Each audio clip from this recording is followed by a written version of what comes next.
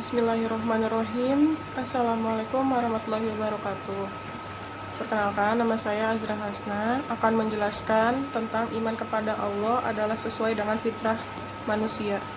Pada kesempatan kali ini, saya akan menjelaskan Quran Surat Al-Bayyinah ayat 5 dan Ar-Rum ayat 30. Yang pertama, saya akan menjelaskan tentang Quran Surah Al-Bayyinah ayat 5 yang berbunyi, A'udzubillahi minasyaitonirrajim. Bismillahirrahmanirrahim. Wa ma umiru illa liya'budullaha mukhlisina lahuddin hunafa wa yuqimunas sholata wa yu'tunaz zakata wa zalika dinul qayyimah. Yang artinya, padahal mereka tidak disuruh kecuali supaya menyembah Allah dengan memurnikan ketaatan kepadanya dalam menjalankan agama yang lurus, dan supaya mereka mendirikan sholat dan menunaikan zakat, dan demikian itulah agama yang lurus.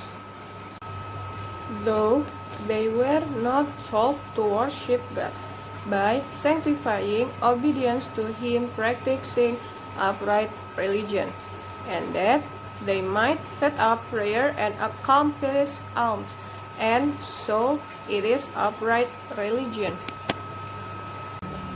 Selanjutnya saya akan menjelaskan tentang tafsir Jalalain dan tafsir Quraisy Shihab yang berhubungan dengan Quran Surah Al-Bayyinah ayat 5. Padahal mereka tidak disuruh di dalam kitab-kitab mereka, yaitu kitab Taurat dan kitab Injil, dengan memurnikan ketaatannya kepadanya dalam beragama, artinya membersihkan dari kemusyrikan, bermaksud berpegang teguh pada agama Nabi Ibrahim dan Nabi Muhammad SAW bila telah datang nanti. Maka mengapa sewaktu ia datang mereka menjadi ingkar kepadanya? Dengan demikian, itulah agama atau tuntutan yang mustaqim atau jalan yang lurus. Whereas they are not told in their books, which are Torah and Gospel, by purifying her devotion in religion, means removing her from the sameness, means sticking to the religion of the Prophet Ibrahim and Prophet Muhammad when he comes. So why did it come when he did? They become disobedient to him and such in religion or upright. Selanjutnya saya akan melanjutkan penjelasan tentang tafsir Quraisy Shihab. Mereka tidak dibebani tugas kecuali agar ibadah mereka hanya ditujukan kepada Allah Subhanahu wa Ta'ala dengan ikhlas, agar mereka menjauhi kebatilan, beristiqomah dalam kebenaran, dan agar mereka selalu melaksanakan sholat dan menunaikan zakat. Itulah agama yang lurus. They were not overburdened except that their worship should be directed only to God freely. Baik, selanjutnya saya akan sedikit membacakan kisah dari Abdullah bin Hudzafah bersama Heraklius. Berikut ceritanya. Abdullah bin Hudzafah radhiyallahu anhu adalah seorang panglima perang kaum muslimin yang ikut serta dalam pembebasan negeri Syam. Dia diberi misi penting untuk memerangi penduduk Kaisaria, sebuah kota benteng yang berada di wilayah Palestina, tepatnya di tepi Laut Tengah. Namun Allah Subhanahu wa Ta'ala menakdirkan Abdullah bin Hudzafah radhiyallahu anhu gagal dalam salah satu pertempuran, dan akhirnya ia ditangkap oleh tentara Romawi. Lalu Heraklius berkesempatan untuk menyakiti dan menyiksa kaum muslimin. Lalu Heraklius mendatangkan Abdullah bin Hudzafah radhiyallahu anhu ke hadapannya. Dia ingin menguji seberapa kuat agamanya dan menjauhkan dia dari agama Islam. Heraklius mulai memberikan penawaran dan bujukan ke Abdullah bin Hudzafah radhiyallahu anhu. Heraklius berkata kepadanya, "Masuklah ke agama Nasrani, maka engkau akan mendapatkan harta yang engkau inginkan." Abdullah bin Hudzafah radhiyallahu anhu menolak tawarannya. Kemudian Heraklius berkata, "Masuklah ke dalam agama Nasrani, maka saya akan menikahimu dengan putriku." Lalu Abdullah bin Hudzafah radhiyallahu anhu menolaknya kembali. Lalu Heraklius memberikan tawaran yang ketiga kalinya, "Masuklah agama Nasrani, maka kamu akan saya rekrut menjadi orang penting dalam kerajaanku." Lalu Abdullah bin Hudzafah radhiyallahu anhu menolaknya kembali atas penawaran dari Heraklius. Lalu Heraklius menyadari kalau dia sedang berhadapan bukan dengan laki-laki sembarangan. Lalu Heraklius memberikan penawaran yang keempat kalinya, "Masuklah agama Nasrani, maka kamu akan saya beri separuh kerajaanku dan separuh hartaku."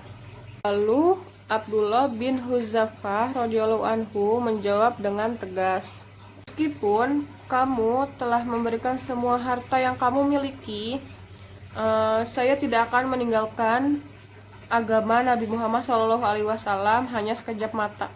Pesan moral yang dapat kita ambil yaitu taat kepada Allah, mendirikan sholat, menunaikan zakat, istiqomah dalam kebenaran, menjauhi kebatilan, dan membersihkan kemusyrikan.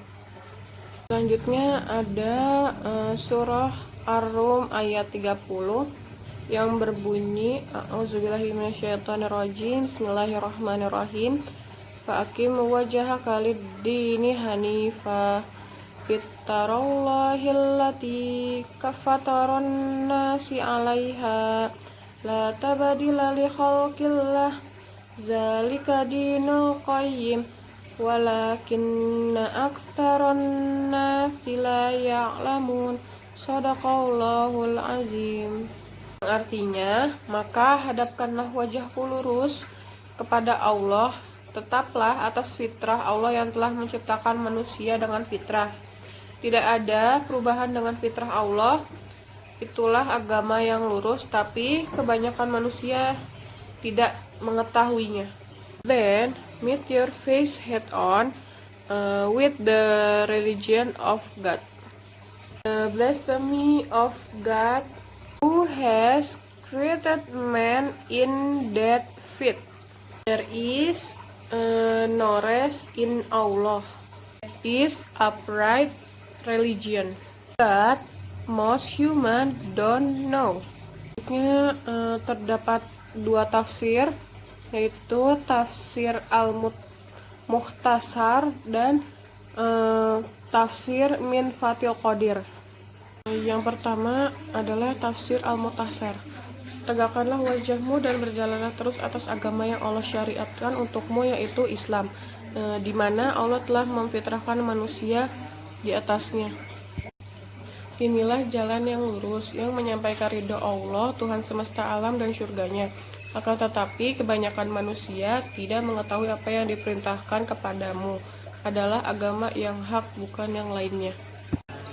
Raise up your face and walk continually over the religion that God is telling you to pray for Islam, where God has denounced mankind. Your being upon it and the holding you to it is the holding of God in form of faith solely in Him. Selanjutnya saya akan membacakan tafsir dari tafsir Min Fathil Qadir. Tetaplah berpegang teguh wahai Nabi dan yang mengikuti agama Islam. Murnikanlah pandangan tujuanmu hanya kepadanya, seraya berpaling dari setiap agama lainnya dan menuju jalan yang lurus, serta mengikuti fitrah, yaitu keadaan di mana Allah menciptakan manusia dengan keadaan tunduk pada Allah yang Maha Kuasa, Maha Bijaksana, Maha Esa, yang tidak ada sekutu baginya. Remain steadfast, proper, and the humans who follow you to Islam. Reflect your view and purpose only to Him, as He turned away from every other religion and head straight and follow a path in which God created man into the state of submission to Almighty, the Supreme, who has no ally from Him. Baik, selanjutnya saya akan membacakan sedikit kisah sahabat Nabi yang menolak bayar zakat. Terdapat 3 sahabat Nabi Muhammad menolak membayar zakat fitrah. Mereka adalah Abbas, Khalid bin Walid, dan Ibnu Jamil. Meski begitu, 2 diantaranya diizinkan karena memiliki alasan khusus. Pada saat itu, Rasulullah memerintah Umar bin Khattab untuk mengumpulkan zakat dari ibu-ibu hingga masyarakat yang tunduk pada perintah Nabi. Hingga akhirnya Umar bertemu dengan Abbas. Ketika menarik zakat, Abbas menanyakan siapa yang mengutus Umar. Ia pun menjawab, Rasulullah sendiri yang mengutusnya. Dengan cepatnya, Abbas merespon tak mau membayar, kemudian ia langsung pergi. Lalu Umar mendatangi 2 sahabat yang lain, yakni Ibnu Jamil dan Khalid bin Walid. Keduanya menanyakan hal yang sama seperti yang dikatakan Abbas. Umar pun menjawab hal yang serupa.